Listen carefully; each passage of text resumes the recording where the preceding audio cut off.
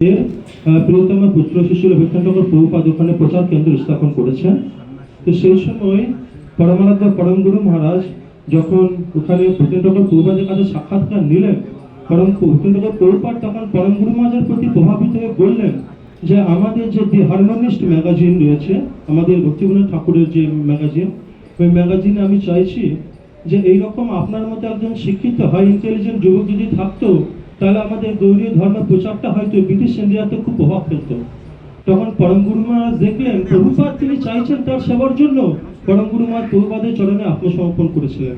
তো এইরকম পরম গুরু মহারাজ একজন প্রভুপাদের যে প্রভুপাদগত প্রাণ। আর একটা সংক্ষিপ্ত কথা আমি বলি, পরম গুরু মহারাজকে যখন দি হারমোনিস্টের সম্পাদকে যুক্ত করলেন ভীক্ষান্তকর প্রভুপাদ, যখন উনি পরম গুরু মহারাজকে সর্বপ্রথম বোম্বেতে আগস্টক্রান্তি মার্গে ভাড়া বাড়িতে গৌরী মঠ করে ওখানে যখন প্রভুপাদ প্রচার শুরু করলেন, সেখানে একজন যুবক খুব প্রভাবশালী একজন ব্রহ্মচারী প্রয়োজন ছিল।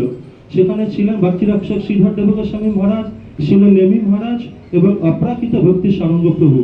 তখন ওখানে পরম গুরু মহারাজ যখন ওখানে প্রচার করছেন, তো অনেক অন্তিম সময়ে 1934-এ তখন পরম গুরুদেব একজন গুরু ভ্রাতা ছিলেন।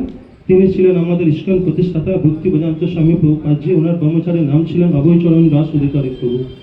তো পরম গুরু মহারাজ শ্রীধর মহারাজের কাছ থেকে শুনেছেন যে অভয়চরণ প্রভু খুব সুন্দর ইংলিশ জানেন, তো ওনার কাছে কিছু প্রভুপাদের মহিমা কিছু আমাদের লিখলে খুব ভালো।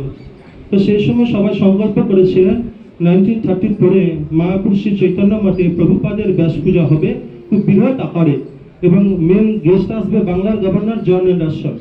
তো তখন পরম গুরু মহারাজ ভক্তি বেদান্ত স্বামী প্রভুপাদকে বলছেন যে অভয়চরণ প্রভু, আমি শুনেছি ভক্তি রক্ষক শ্রীধর মহারাজ বলেছেন আপনি নাকি খুব ভালো ইংরেজি জানেন, তো আপনি যদি প্রভুপাদের জন্য কিছু লিখতেন।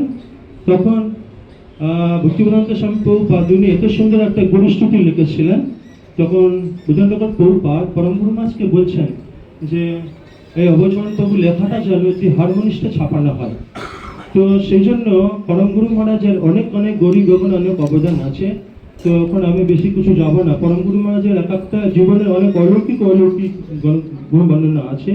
তো পরম গুরু মহারাজ এই যে প্রতিষ্ঠান করেছেন শ্রীধর মায়াপুর শ্রীকৃষ্ণ চৈতন্য মঠ, এই প্রতিষ্ঠান প্রভুপাদের সন্তোষ বিধানের জন্য, প্রভুপাদের মনোভীষ্ট পূরণের জন্য আমরা পরম গুরু মহারাজের কাছে কৃপা প্রার্থনা করি। পরম গুরুদেব তিনি প্রাণ ভরে আমাদের আশীর্বাদ করুন, আমরা যেন তার প্রতিষ্ঠানকে সংরক্ষণ করে যেন আমরা সুস্থ উজ্জ্বল বর্ধন করে পরম গুরু মহারাজের গৌরব যেন আমরা অক্ষুণ্ণ রাখতে পারি। বাঞ্ছা কল্পতরু।